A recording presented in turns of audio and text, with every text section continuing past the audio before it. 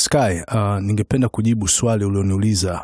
Katika Instagram account yangu leo nilipost kitu kuhusiana na Freddie Q, then katika section ya comments niliandika Freddie Q is the best rapper in the world. Kitu kama hicho.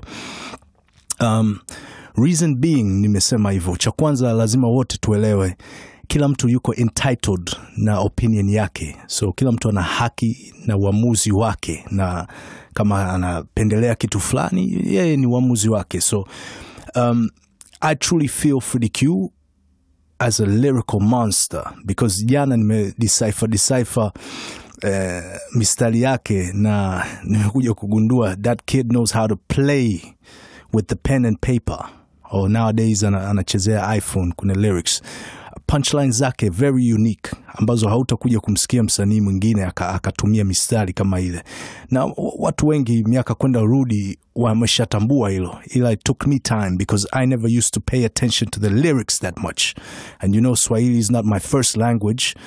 Ndio maana kuna utata saa zingine. But jana, because for some reason I had to pay close attention, nijaribu kuelewa kila kitu anachosema.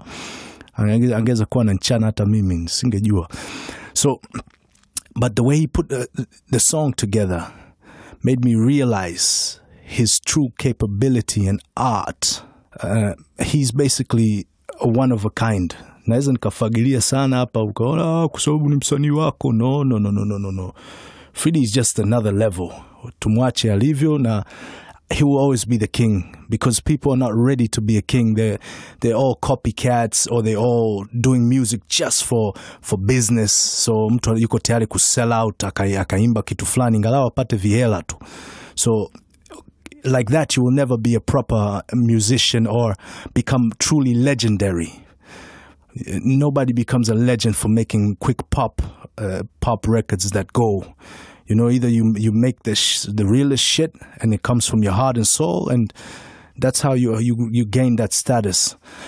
So nilisema punchlines. Kingine ni flow zake ni chafu. Any beat I throw on him, he can attack it and kill it.